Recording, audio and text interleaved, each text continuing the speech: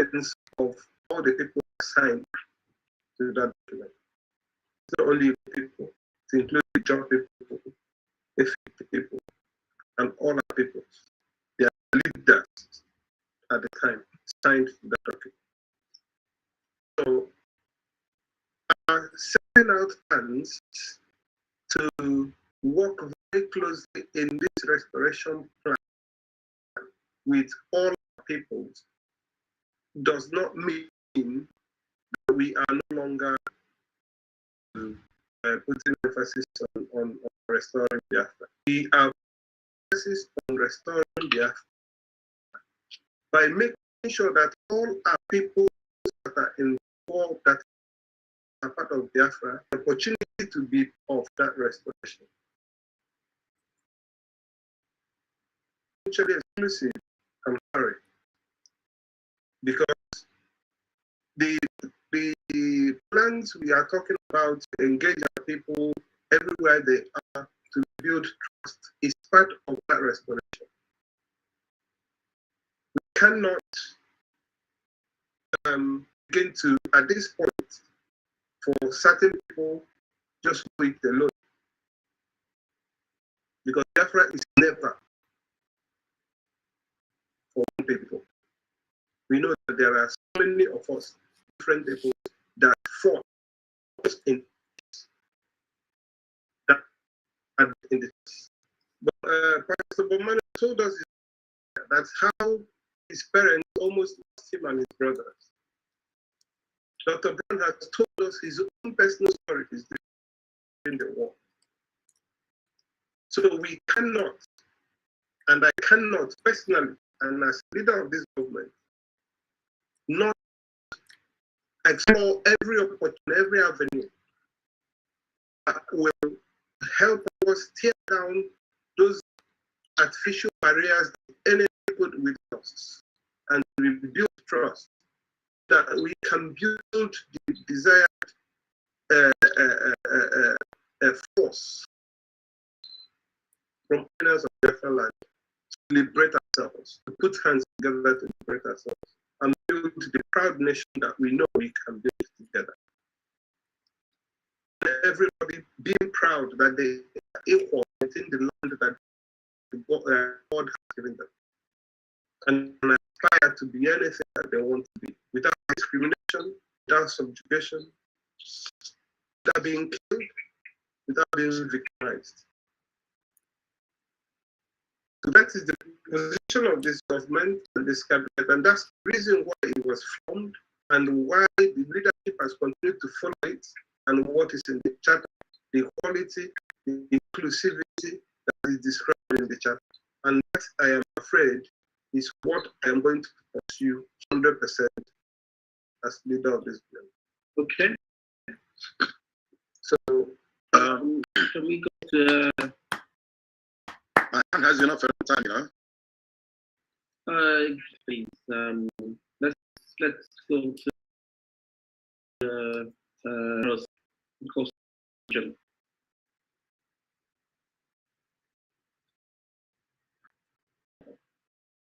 Can you hear me, please?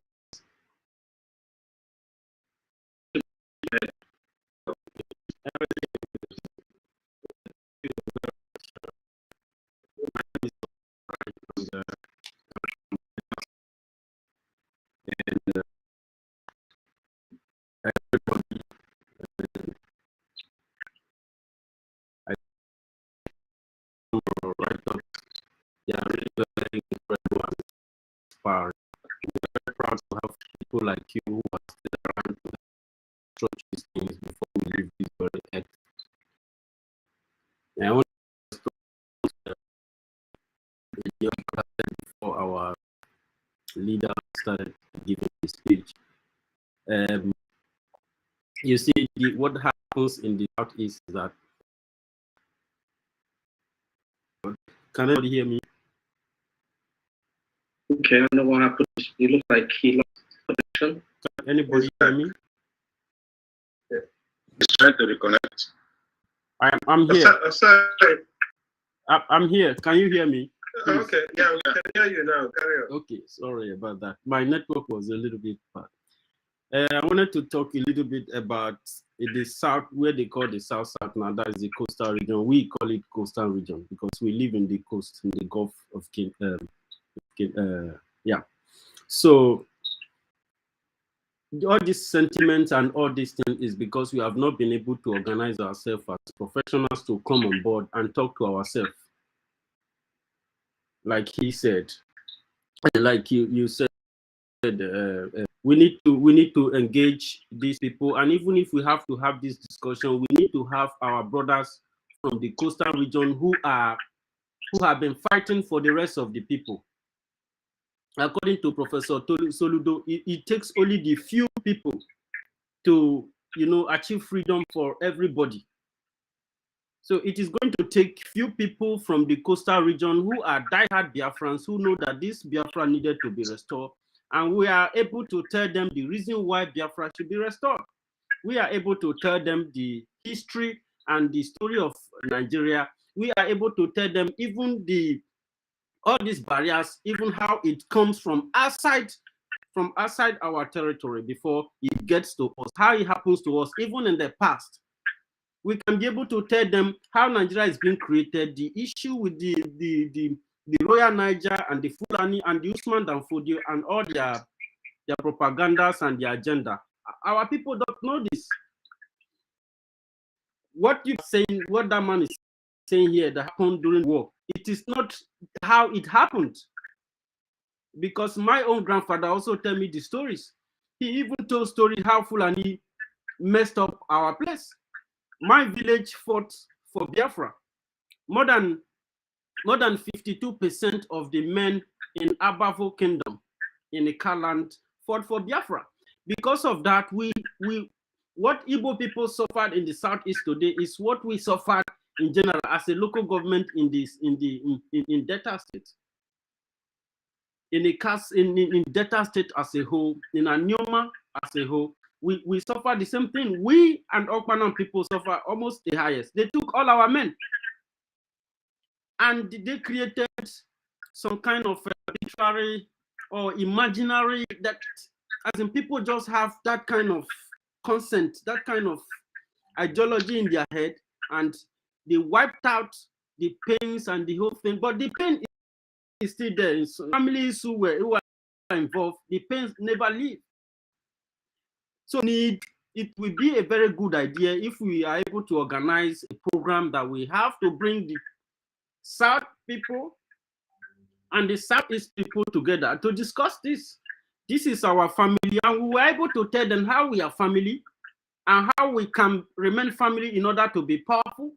How there is, if you are forming a nation, you shouldn't have a minority. Having a minority in any nation shows that there is a fraud, there is a competition, there is a takeover, there is somebody who is trying to be more powerful than the rest of the people. There is oppression. A nation, a group of families or tribes, anyway, when you say tribe, it's already a family. And then you talk about the ethnic groups and the clan unions. These people have the same way of life. And that is how we are in BIAFRALAND. We should be able to skeletize all these items. Will help us to break down the barriers. This is a barrier, and the person who made this thing happen is a very intelligent person. I'm telling you. And he did it, it worked out. He was not doing it. Okay, when you say Nigeria, you should be talking about the people, but the Nigeria does not talk about the people. That is why the destructions and the killing of the people are there, in order to please the person, whoever that have that idea of Nigeria. So for me, speaking from especially from my own team in the Coastal Region Liberation team, we like the idea of having a forum whereby we are able to relate with each other, maybe in a conference or in an online program, or we are doing, some people do it back home, or the program, anyhow, the system wants to achieve that. We are fully in support of it, and we would like that some people from our own area should be members, and they should be informed on time so that they prepare for that meeting. And I promise you, anybody come for that meeting, we enjoy the meeting, and they will hear from the people from Delta State. We have Urobisoko Shekiri, Data Ijo, and all that we have grouped. We have people from Port Harcourt and Calabar too, Akwa Ibom, who are in our team, who understand, who have even taken more pain. Even I'm sorry to say this, some of them have back home have died because of the issue with the kidnapping of Nnamdi Kanu and the disloyalty to the DOS. There's a lot of stories that we are going to tell, but we know that we are fighting for our own fatherland, our own ancestral land, which is Biafra. So that is why we cannot backslide like many other people have backslide during the period when this thing happens. So what you said, brother, is not 100% correct in our own ideology, because we have not engaged anyone, and in exile have not even made any effort to have access to these villages. These are people that matters. These villagers are the people who have been deceived. So we need to have a kind of mechanism that we need to have a voice in our villages, in Ekaland, in Abavo, in all those other villages. We need to have a voice there, telling our people what is at stake and who they were and what happened. They will understand it very quickly, because they have felt pain just like everyone else too. Yeah, and they want some changes. Thank you very much. You make very important points. We actually have done something. We sent out a team to Delta states and to the rest of the 10 states, and we visited Delta State and we Asaba and Isoko, somewhere in Isoko. And we have representatives who are part of this, of what we are trying to achieve. So what happened was, it was last year that we, at the end of those visits, we created 3 regional councils within the government. The Igbo Regional Council, the Aqua Cross Regional Council, and the Niger Delta Regional Council.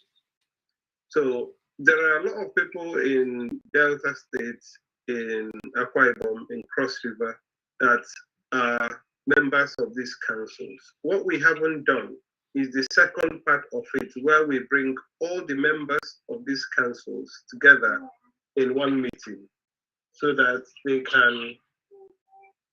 can begin to drill down into having structures in all the communities that will begin to disseminate these exact messages that you talked about.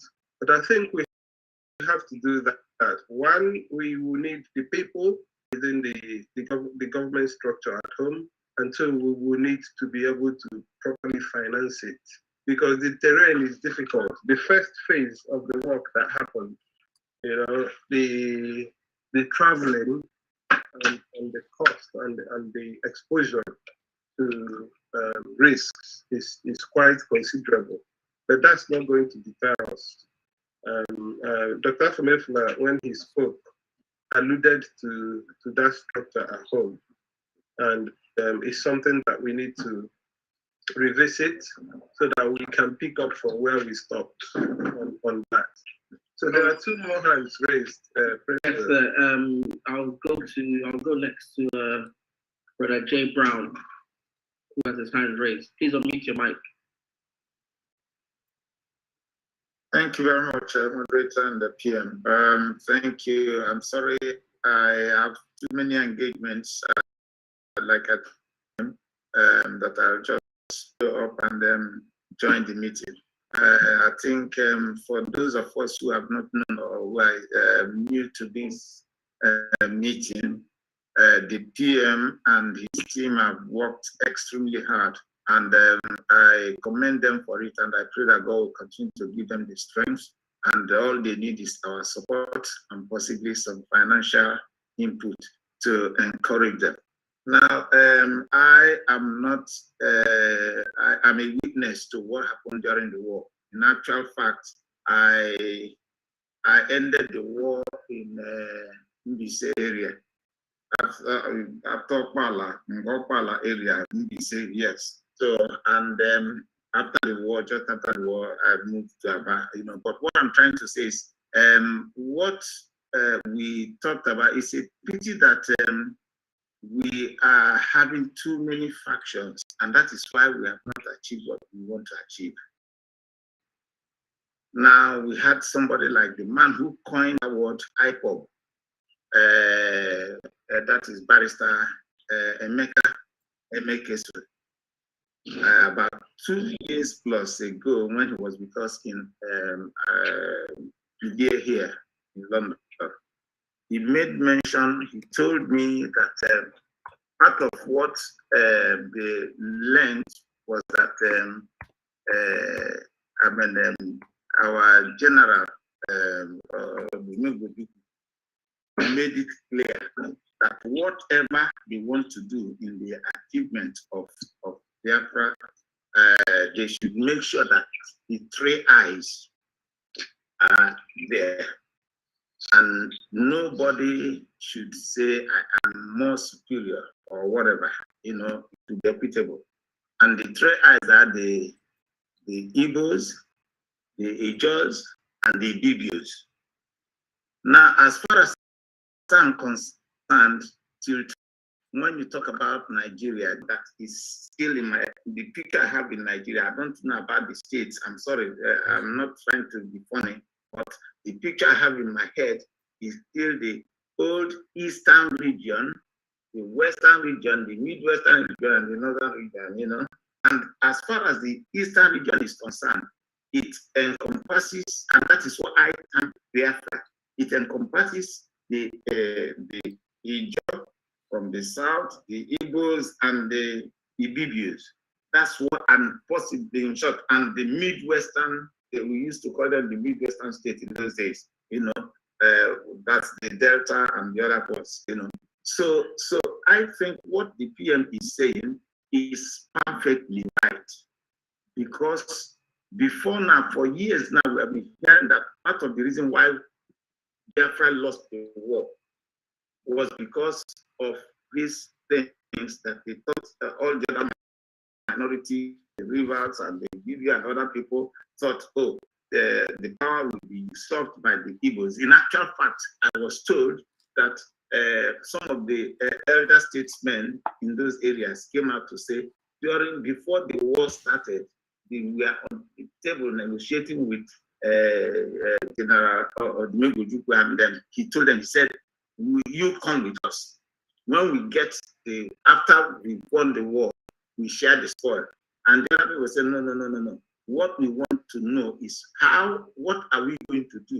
When he said in his own place, you don't start to count the spoil or how to share it when you have not won it. You have to win it first. So that was the place where the disagreements are. So I think that what the PM is saying is perfectly right, because if we do go along those lines, we'll plug every crack that the enemy will use to infiltrate. Because by the time you come there, they said, no, what the ideology you are trying to is wrong. We know that the Igbos are not trying to usurp power or to suppress us or oppress us. Then it will motivate them to know that we are all in it together. I don't know whether you understand what I'm saying. If we make them know that we are not, the Igbos are not coming to take over and oppress them, that, like you said, it is going to be equitable. In terms of natural resources and everything, you manage your own resources and use it for the benefit of the masses or the indigenous, then they will buy into it. And what I can tell you is that if now the people who do not want to let us have self-determination know that it is not just the Igbos, all these Southeasterners, whether it is the South, what they call it now, I don't know, and then the Midwestern, former Midwestern, and the Ibibios, the Jaws, and the Igbos are all in it together. Now, joining it, we have a power of good force to have our case heard, that it is not just a minority of people in Nigeria that are trying to say they want self-determination. So I think I will buy into what the premier said. If we do it, it may even enhance and catalyze our progress in achieving our self-determination faster. Because if we don't do that and allay the fears of these people to say, no, this is the situation, we may not get there as much as we want. Thank you very much.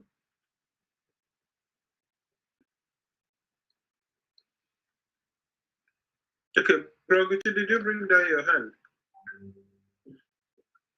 Yes, I was going to yield, but then I think everybody has kind of articulated what I was going to say. So Okay. I want to point out, please, if you're on the chat, there's a link to the BIAFRA charter that has been mentioned, and Pastor Bob left that he had picked up the link, and that just give you a portable access to the BIAFRA charter so you can see all these things.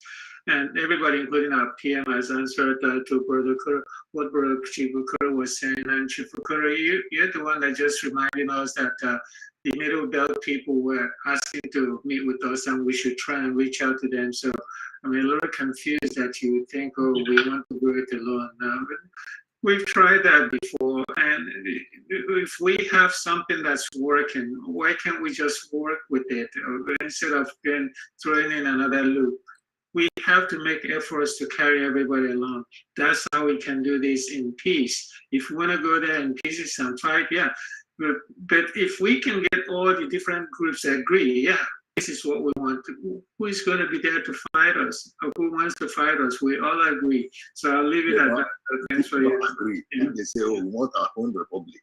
What happens? No, it doesn't matter. It doesn't matter.